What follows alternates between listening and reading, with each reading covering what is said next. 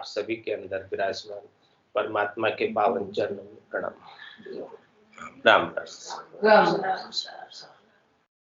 आनंद श्री सदगुरु सुखराम जी महाराज की 91 हर जस पदराग जोग धनाश्री 29 आरंभ हो रहा है।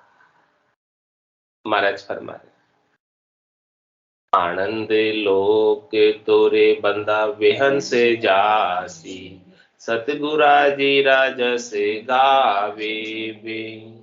आनंद लोक तोरे बंदा वेहन से जासी, सतगुरा जी राजस गावे वे। मिलिया हर के बिछड़िया उदासी, इयो छिल छिल आवे वे। मिलिया हर के बिछड़िया उदासी, इयो छिल छिल आवे वे। सत स्वरूप मिलने को सत है, ओ प्रेम नेम बिना भारी वे। सत स्वरूप मिलने को सत है, ओ प्रेम नेम बिना भारी वे। लागी रे चोट शब्द की तन में, बिसर गई सुध सारी वे। लागी रे चोट शब्द की तन में, बिसर गई सुध सारी वे। आनंद लोक तोरे बता बेहन से जासी, सतगुरा जी राजस गावे वे।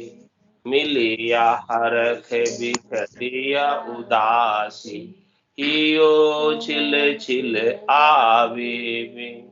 लाख बात की एक बात है, प्रगट कहूँ बजाई वे। लाख बात की एक बात है, प्रगट कहूँ बजाई वे। सतगुरा जी सो मन धूजण लागो, जब बणसी घट माही वे। सतगुरा जी सो मन धूजण लागो, जब बणसी घट माही वे। आनंद लोक तोरे बंदा बेहन से जासी, सतगुरा जी राजस गावे वे। मिलिया हरख बिछड़िया उदासी, हियो छिल छिल आवे वे। जागुरा संग नाम गट जागे, वे सतगुरा शिर धारो वे। जागुरा संग नाम गट जागे, वे सतगुरा शिर धारो वे। ज्ञान ध्यान दूजागरु झूठा, से सब दूर बिडारो वे। ज्ञान ध्यान दूजागरु झूठा, से सब दूर बिडारो वे। आनंद लोक तोरे बंदा बेहन से जासी, सतगुरा जी राजस गावे वे। मिलिया हरख बिछड़िया उदासी, इयो छिल छिल आवे वे। कह सुखे राम सोई जन साचा, साचा सतगुरु जो वे। कह सुख राम सोई जन साचा, साचा सतगुरु जो वे। करनी बिना नाम घट जागे, अखंड उजाला होवे वे। करनी बिना नाम घट जागे, अखंड उजाला होवे वे।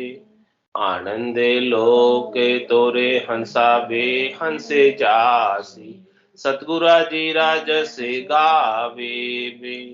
मिलिया हरख बिछड़िया उदासी, इयो छिल छिल आवे। महाराज फरमा रहे, हे बंदे, तुझे आनंद लोक की प्राप्ति करनी है तो आनंद लोक में जाने वाले कौन है? कौन जा पाएंगे आनंद लोक में? उनकी बात महाराज बता रहे। जिनको सदगुरु के ज्ञान से प्रेम होता वही आनंद लोक जा पाए। महाराज कह रहे हैं, कह सुखराम देहि के ताई, करो सकल विद कारण नाई, मोक्ष काज विद एक नहीं चाहिए, सतगुरु शरण प्रीत कर रहे। सदगुरु के ज्ञान की शरण ले लो और अपनी प्रीत उनसे लगते, अपना प्रेम उनसे लगते। संसार के अंदर प्रेम कहते ही उसे है जिसमें कोई स्वार्थ नहीं, निस्वार्थ भाव से किया गया प्रेम ही सच्चा प्रेम होता है। बाकी तो राग होता है, मोह होता है, आसक्ति होती है, जिसमें स्वार्थ पूर्ति की इच्छा हो, उसको लेकर किया गया प्रेम राग कहलाता है, मोह कहलाता है, आसक्ति। सच्चा प्रेम तो वही है जिसमें किसी प्रकार की स्वार्थ पूर्ति की इच्छा ही ना हो।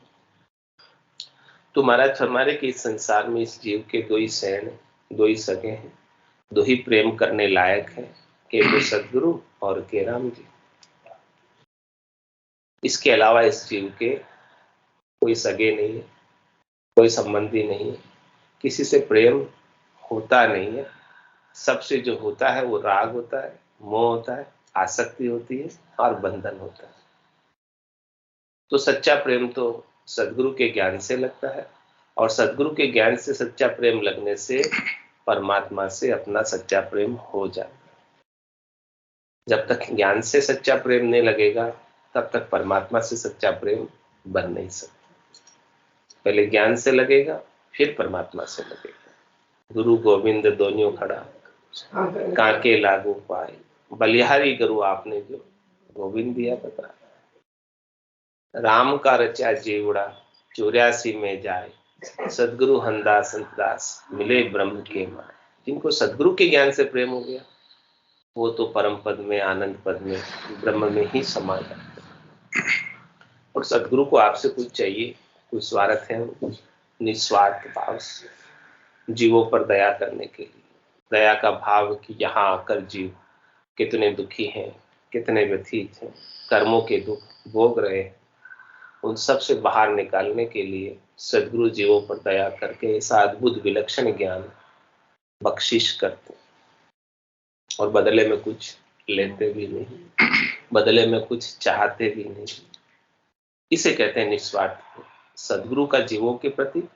और जब जीव भी इस प्रकार से निस्वार्थ होकर सदगुरु को अपना निजमन सौंप देता है तो निजमन की निजमन पर मेहर हो जाती है और निजनाम जागृत हो जाता है। तो जिसके ऐसा निजनाम जागृत हुआ है, जिसने ऐसी कृपा को प्राप्त किया है, वही आनंद लोग जा सकते हैं। संतो कैया पत्नी आवे, वो संतो कैया पत्नी आवे, कृपा करे दया गुरुदेव जी। जब शिष्य का भ्रम जाए, जब तक भ्रम रहते हैं तब तक कर्म रहते हैं, और जब सदगुरु की ऐसी दया कृपा मेहर हो जाती है तो सब प्रकार के भ्रम मिट जाते हैं और भ्रमों के मिटने से कर्म मिट जाते हैं। तो महाराज फरमाने आनंद लोक में जाने का ये एक ही रास्ता है, वेद सहित ज्ञान घटावे, प्रेम भाव नेचो मन पावे, मोक्ष मिलन की यही है उपाय, दूजी नहीं शिष्ट में भाई। हे भाई, इस सृष्टि में दूसरा और कोई उपाय नहीं है। सदगुरु से भेद मिले ज्ञान का, और वो ज्ञान केवल्य ज्ञान, पांचवा ज्ञान, श्रेष्ठ ज्ञान, नीका ज्ञान अपने घट के भीतर प्रकट हो जाए। आत्मा ज्ञान स्वरूपी है, आत्मा आनंद स्वरूपी है, आत्मा समता स्वरूपी है। ऐसी आत्मा के ऊपर कर्मों का आवरण आए, कर्मों से आच्छादित। तो सदगुरु क्या करते हैं, इन सब कर्मों के आवरण को हटाकर अपने स्वरूप का बोध कराते। ये जीव कर्मों के अधीन हो रहा है, जैसे जैसे उसे कर्म कार्य कराते हैं वैसे वैसे ये करने को बाध्य होता है। लेकिन सदगुरु कर्मों की काई को, कर्मों के आवरण को, कर्मों के कचरे को, कर्मों के बादले को इस आत्मा रूपी सूरज से हटा दे ज्ञान के माध्यम से, ज्ञान के बाहर से। तो आत्मा अपने मूल ज्ञान को, शुद्ध ज्ञान को, चैतन्य ज्ञान को प्रकट कर पाने में समर्थ होती है सदगुरु की कृपा से। और जिसने अपने जीते जी आत्मा के आनंद को प्राप्त कर लिया, आत्मा की समता में रहने लग गया, आत्मा के ज्ञान स्वरूप में स्थित हो गया, वो स्थित प्रज्ञ कहलाता है। उनकी प्रज्ञा, उनकी बुद्धि भी आनंद लेने में लग गई। अब बाहर नहीं भटकती, शरीर में, संसार में, इंद्रियों में, वस्तुओं में, व्यक्तियों में सुख लेने के लिए अन्यत्र कहीं नहीं जाती है, क्योंकि उसे अपने स्वयं की महिमा हो गई है, स्वयं का बोध हो गया, स्वयं का आनंद प्राप्त हो गया। जिसको ऐसा अपने स्वयं का आनंद प्राप्त हुआ है, वही आनंद लोक में निवास कर सकता है। आनंद लोक कोई दूर नहीं, आनंद लोक आपके भीतर ही है। जहां आप रह रहे हैं वही है आनंद। उसको प्राप्त करने के लिए कहीं बहुत दूर किलोमीटर की यात्रा करने की आवश्यकता नहीं। जिन पाया जिन गट ही पाया, बायर फिर जन्म गमाए, 68 को काहों को फिरिए, सूरत समेत नाम में धरे। आनंद लोक तोरे बंदा वे हंस जासी, सदगुरु जी राजस गावे। इस प्रकार से इस ज्ञान की महिमा हो जाए, इस प्रकार से बुद्धि में महत्व बन जाए कि ये ज्ञान ही श्रेष्ठ है, इसके मुकाबले में और कोई चीज इस संसार में है नहीं, इसके कंपैरिजन में, इसकी तुलना में दूसरी और कोई वस्तु है नहीं जिसके साथ कंपैरिजन कर सकें ऐसे ज्ञान का, जिसके साथ तुलना कर सकें ऐसा कोई वस्तु है ही नहीं। कैसा कैसा महाराज हमारे प्रेम चाहिए शिष्य के घट में सदगुरु के प्रति। कहते मिलिया हरक बिछड़िया उदासी, यो चिलचिल आवे। जब ऐसे केवली भगवंत संत सदगुरु पहुंचे हुए संत मिलते हैं, सदगुरु मिलते हैं, तो शिष्य के मन में बहुत खुशी होती। दर्शन किया, आनंद बहु जान द्रव्य मोई लादा हो। कैसी खुशी होती है? जैसे बहुत धन मिल गया हो। किसी को बहुत धन मिल जाए, संसार में लॉटरी लग जाए, कैसी खुशी होती है। ऐसे ही महाराज कह रहे हैं कि संत सदगुरु केवली भगवंत मिल गए तो अपने भी हृदय में ऐसी खुशी होनी चाहिए कि हमारे तो आज लॉटरी लग गई लॉटरी आज। तो कह रहे महाराज मिलिया हरक, ऐसे अद्भुत विलक्षण ज्ञान को बख्शिश करने वाले निस्वार्थ भाव, जिसमें स्वार्थ का लेश मात्र भी कोई अंश नहीं, ऐसे संत जब मिले जिनको कुछ चाहिए नहीं आपसे, मिलिया हरक, उनके मिलने पर शिष्य के मन में बहुत खुशी होती है, आनंद समाता नहीं है भीतर, बाहर प्रकट होता है। और बिछड़िया उदास, और जब उनका जाने का समय होता है तो शिष्य उदास हो जाता है कि जो ज्ञान की गंगा बह रही थी इतने दिन, उस ज्ञान की गंगा में नहाने का अवसर जो हमें मिला था, लाभ मिला था, वो अब नहीं मिलेगा। तो ऐसी उदासी होती है शिष्य के मन। प्रेम को प्रकट करते कि आपका संतों के ज्ञान के प्रति कितना प्रेम है, कि मिलने पर खुशी हो रही है और नहीं मिलने पर उदासी हो रही है। और हियो चिलचिल आवे, हृदय के अंदर ऐसा भाव बने, हृदय आह्लादित हो जाए, हृदय में प्रसन्नता आ जाए, मुदिता आ जाए, ये में प्रेम उमड़ उमड़ के आए ऐसे संतों के ज्ञान के प्रति। हृदय से जब ऐसा प्रेम होता है तो संतों का ज्ञान सीधा हृदय के अंदर घर कर जाता है,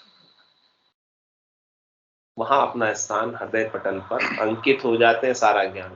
प्रेम होता है और प्रेम नहीं होता है तो संत सदगुरु केवली भगवंत कितनी बातें आपको बता रहे हैं, आप कुछ मानोगे ही नहीं, इसमें से धारण ही नहीं करोगे, स्वीकार ही नहीं करोगे, होगी ही नहीं स्वीकार आपसे। प्रेम के संग ही स्वीकार होती है। जिससे अपना प्रेम होता है उसकी सारी बात अच्छी लगती है, और जिससे प्रेम नहीं होता है उसकी सारी बात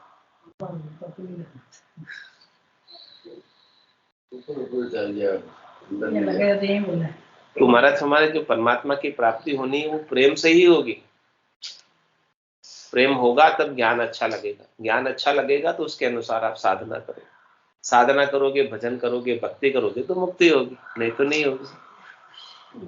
मुक्ति न होवे नाचे गाए, नाचे गाए, मुक्ति न होवे नाचे गाए, मुक्ति न होवे डोल मदंग बजाए, मुक्ति न होवे तीरथ डोले, मुक्ति न होवे भजन साखी बोले, भक्ति निसरनी मुक्ति की, संत चर्चा ध्याय, जिन जिन मन आलस किया जन्म जन्म पछताए। एक भक्ति ही निसरनी, और भक्ति का आधार प्रेम, बिना प्रेम के भक्ति नहीं हो सकती। सदगुरु का ज्ञान से अपना प्रेम लगे तब प्रेमा भक्ति हो पाएगी। प्रेमा भक्ति होगी आरंभ में तो फिर पराभक्ति भी आ जाएगी। तो मिलिया हरक बिछड़िया उदासी हियो छिल छिल आवे। कह रहे महाराज सत्य स्वरूप मिलने को सतह वो प्रेम नेम बिना भारी। क्या करें महाराज? सत्य स्वरूप मिलने को सत्य, इसका क्या तात्पर्य बताओ? सत्य स्वरूप मिलने को सत्य बताओ, इसका क्या तात्पर्य? सत्य स्वरूप मिलने को सत्य, देखो स्वरूप ईश्वर का स्वरूप, आत्मा स्वरूप, आत्मा के स्वरूप की बात कर रहे हैं। सत स्वरूप मिलने को सत्य, ये आत्मा क्या प्राप्त कर सकती है ये पूछ रहे महाराज। इस आत्मा को क्या मिल सकता है ये बताओ। क्या आत्मा को धन मिल सकता है? क्या आत्मा को संपत्ति मिल सकती है? क्या आत्मा को वैभव मिल सकता है? क्या आत्मा को गाड़ी मिल सकती है, घोड़ा मिल सकता है, बंगला मिल सकता है? कुछ मिल सकता है? कुछ लेकर जा सकती है आत्मा? आत्मा को ये कुछ भी नहीं मिल सकता। वास्तव में मिलेगा आत्मा को तो अपना ही स्वरूप मिलेगा, इसके अलावा और कुछ नहीं मिलेगा उसे इस संसार में। इस संसार से ये आत्मा कुछ भी लेकर जा नहीं सकती। इसको क्या मिलेगा? इसको अपना ही स्वरूप मिलेगा। ये खुशी ही है, आनंद स्वरूप ही है, लेकिन ये अपने आनंद को भूल रही है। जो प्राप्त है उसे ही इसे प्राप्त करना है। तो महाराज कह रहे हैं कि इसका जो स्वरूप है वो इसे ही, वो स्वरूप ही इसे मिल सकता है। वास्तव में इसे कुछ मिलेगा इस आत्मा को इस संसार में आने से, संतों से, सदगुरु से, केवली भगवंतों से, तो वो स्वरूप का बोध ही है। मिलने के लिए एक ही चीज इसे मिल सकती है और इसे कोई चीज मिल सकती नहीं इस संसार। सत्य स्वरूप मिलने को सत्य, आत्मा को कुछ मिलेगा तो इसका स्वरूप मिलेगा, इसका बोध मिलेगा, स्वरूप का बोध होगा, स्वरूप का ज्ञान होगा और कोई चीज इसे मिलेगी। इसीलिए इसे वास्तविक मिलना का, इसलिए इसे वास्तविक प्राप्ति का है। बाकी तो सबका सहयोग होता है और सहयोग होने के बाद वियोग हो जाता है। जो कुछ भी चीज का इसे सहयोगी संबंध प्राप्त होता है उसका वियोग अवश्य संभावी है, निश्चित है। जैसे आत्मा का शरीर के साथ सहयोग हुआ, वियोग होगा। इस आत्मा के शरीर के संबंधियों का इस आत्मा को सहयोग हुआ तो उनका भी वियोग होगा। बना जो बिगड़ेगा, जो मिला है सो जाएगा। प्राप्त वास्तव में हुआ ही नहीं था। वास्तव में प्राप्त तो इसका स्वरूप ही है जो इसे मिल सकता है। ये बात महाराज समझा रहे। सत्य स्वरूप मिलने को सत्य, वास्तव में आपको कोई प्राप्ति करनी है तो अपने स्वरूप की प्राप्ति करो। वास्तव में आपको इस संसार में आए हो मनुष्य शरीर धर के, कुछ प्राप्त करना है तो अपने स्वरूप का बोध प्राप्त करो। वही वास्तविक प्राप्ति है, वही वास्तविक इस आत्मा को मिल सकता है। इसके बिना जो कुछ भी प्राप्ति होती है वो केवल संयोग होता है और उसका वियोग निश्चित।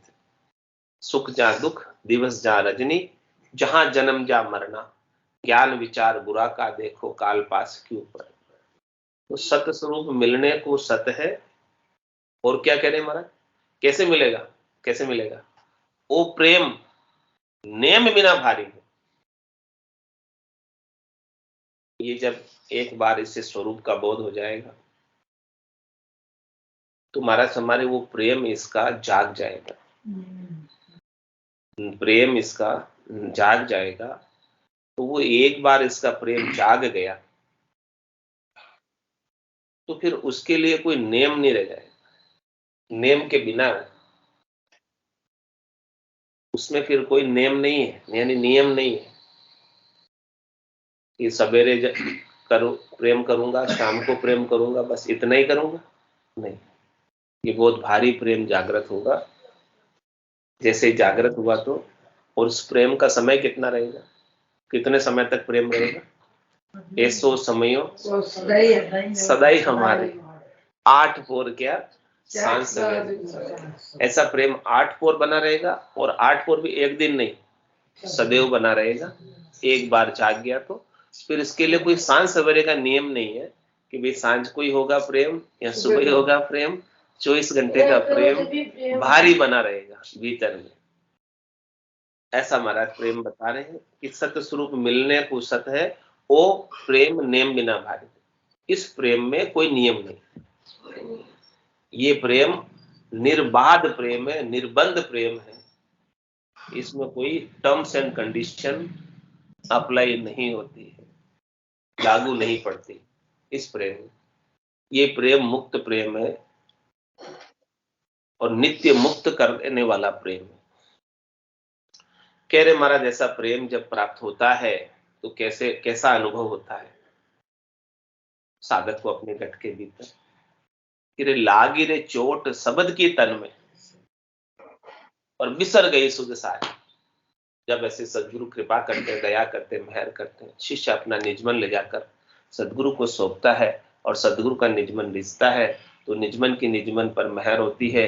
तो सदगुरु के द्वारा बख्शिश किया गया निज नाम सतनाम कुदरत कला नेंचक का भेद और उसका शब्द ब्रह्म जो जागृत होता है, उसकी चोट हृदय में लागी रे चोट शब्द की तन में।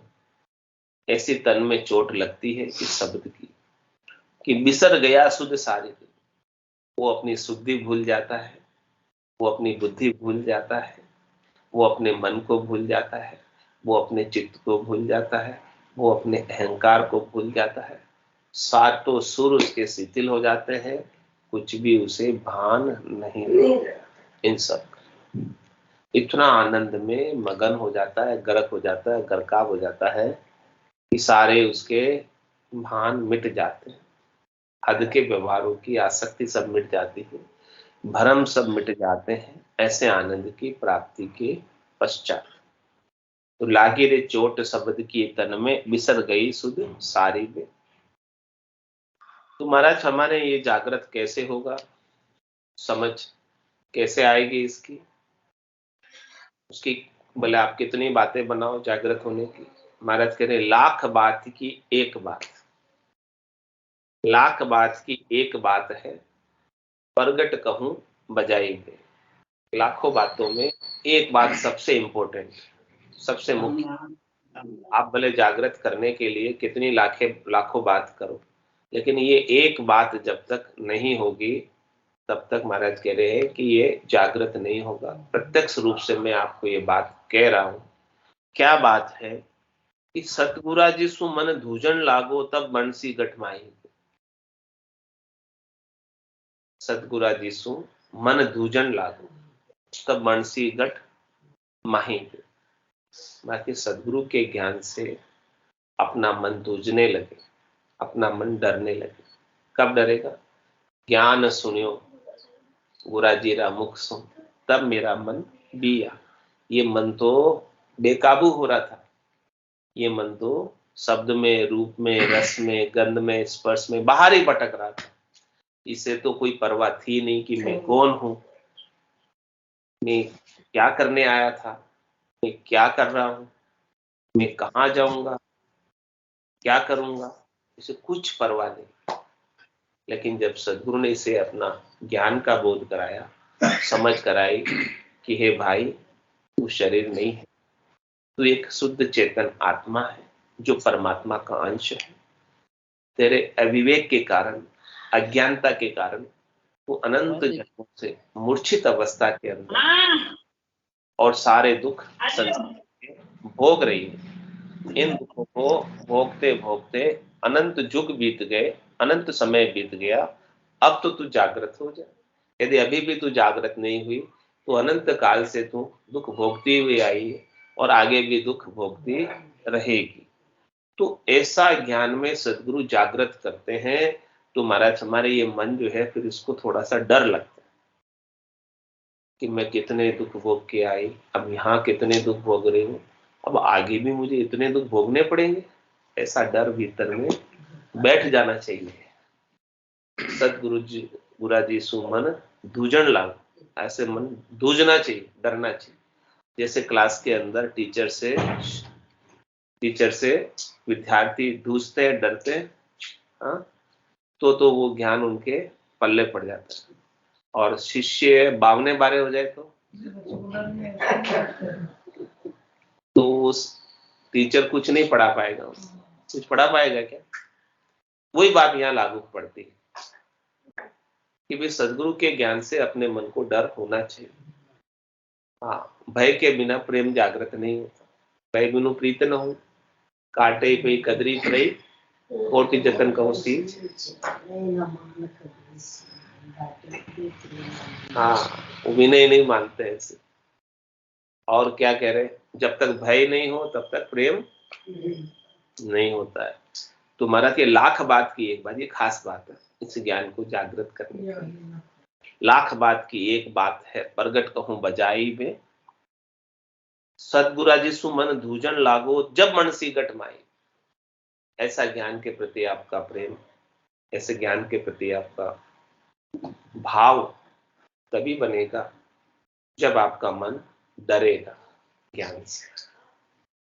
अंदर में खौफ होगा, डर होगा, तो फटाफट ये ज्ञान धारण कर लोगे।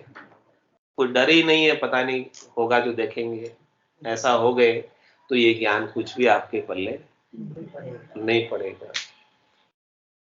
और क्या कह रहे महाराज, कौन से सदगुरु का ज्ञान अपने को श्रवण करना चाहिए, कौन से सदगुरु के ज्ञान की सत्संग अपने को करनी चाहिए, वो बता रहे हैं कि जा गुरा संग नाम गट जाए। जिन सदगुरु के संग करने से, सत्संग श्रवण करने से अपने गट के भीतर नाम जागृत होता है, निज नाम जागृत होता है, सतनाम जागृत होता है, कुदरत कला जागृत होती है।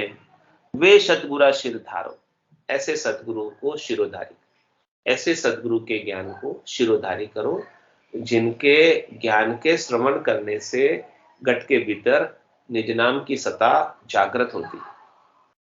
इससे आत्मा अपने स्वरूप का बोध करती है, आनंद की प्राप्ति करती है। ऐसे ही सदगुरु का ज्ञान अपने को श्रवण करना चाहिए, शिरोधारी करना चाहिए, और ऐसे ही सदगुरु के ज्ञान की शरण में अपने को जाना चाहिए जहां निज नाम की जागृति हो, जहां आत्मा का बोध हो, जहां आत्मा अपने स्वरूप को, सत्स्वरूप को पाले, आनंद स्वरूप को पाले। तो जा गुरा संग नाम गट जागे, वे सतगुरा शिर धारो बे। और क्या कह रहे महाराज, ज्ञान ध्यान दूजा गुरु झूठा से सब दूर पिदारे। इसके बिना आत्मा को अपने स्वरूप के बोध के बिना इस संसार में अनेक प्रकार के ज्ञान है, अनेक प्रकार के ध्यान है, अनेक प्रकार की विधियां हैं, अनेक प्रकार के तरीके हैं जिनसे अनेक प्रकार की करनी और क्रिया करके तीन लोकों में फलों की प्राप्ति का उपाय बताया जाता है।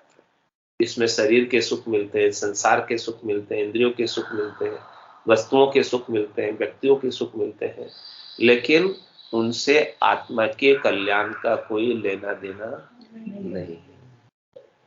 और ये मनुष्य नर नारी यही समझकर दूसरे गुरुओं के संग लग जाते हैं कि हम तो सब कर रहे हैं, भक्ति भी कर रहे हैं, सब कर रहे हैं, हमारा तो मोक्ष हो जाएगा। लेकिन महाराज कह रहे हैं कि इन सब के संग लगने से आपका मोक्ष होने वाला नहीं। तीन लोकों में फलों की प्राप्ति जरूर हो जाएगी, लेकिन मोक्ष नहीं। तीन लोक का फेरा छूटने वाला नहीं। करनी किया कशा वो काया, सब फलदायक दी, कह सुखराम राम बिन रटिया फिर 84। अब ऐसे सदगुरु की परख कैसे करें? ऐसे सदगुरु कौन है? या सदगुरु की पारखा सुन जो चिद्दे कान, केवल बिन सुखराम के भजे न दूजवान। ये सदगुरु की परख है कि वो केवल ज्ञान के बिना दूसरी और कोई बात नहीं।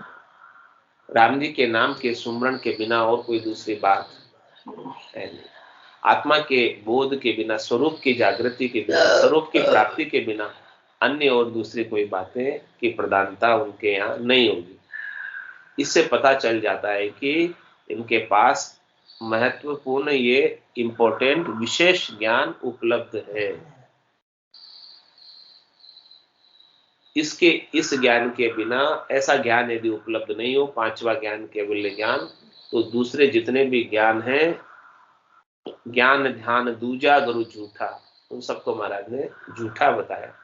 झूठा क्यों बताया? क्योंकि उनसे परम मोक्ष होने वाला नहीं है। 6 हदगुरु से भी मोक्ष नहीं होता, 7वें सदगुरु मिलते हैं तब जाके मोक्ष। प्रथम गुरु पिता कहिए, द्वितीय गुरु माता, तृतीय गुरु दाई, चतुर्थ गुरु नाई, पंचम गुरु ब्राह्मण नामकरण संस्कार करते जो, और छठे गुरु कनफूका जो त्रिलोकी में फल प्राप्ति के मंत्र मंत्रादिक बताते हैं।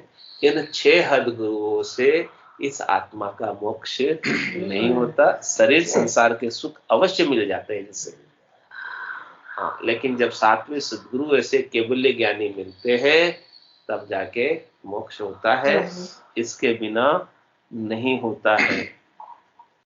और महाराज फरमा रहे हैं कि क्या करना है ऐसे केवल्य ज्ञानी सदगुरु को खोज कैसे करें।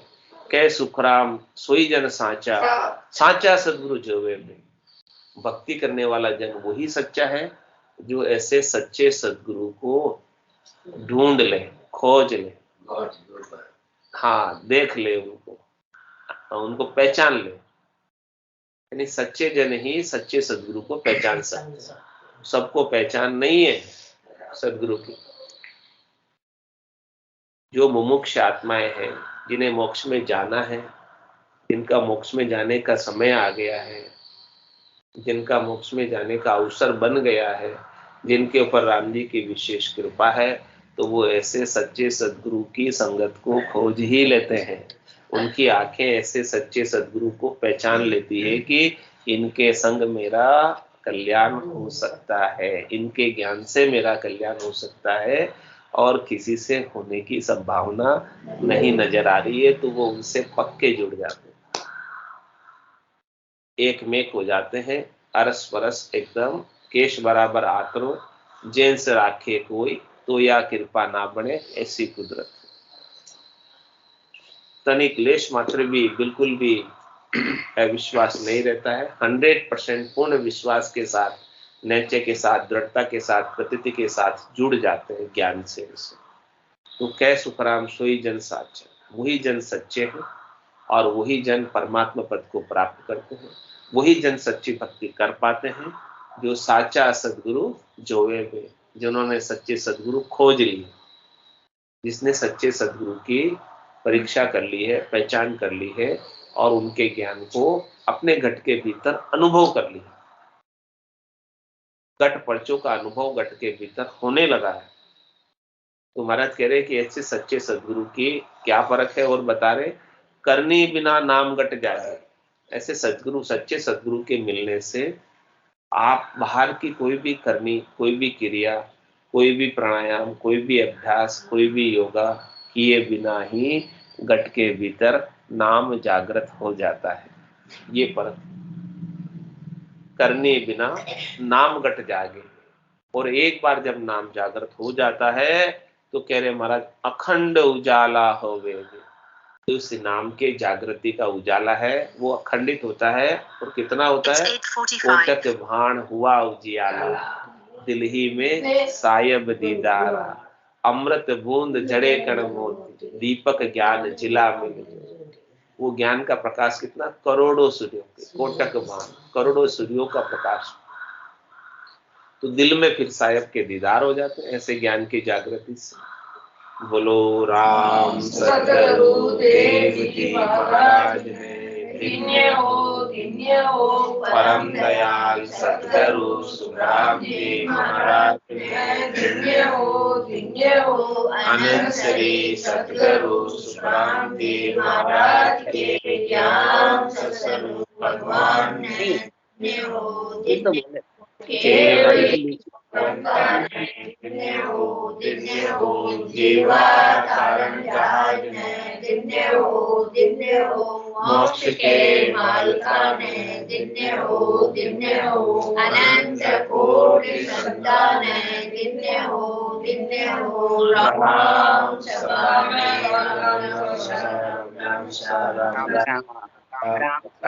राम सा सत्संताने राम राम राम राम राम राम राम राम।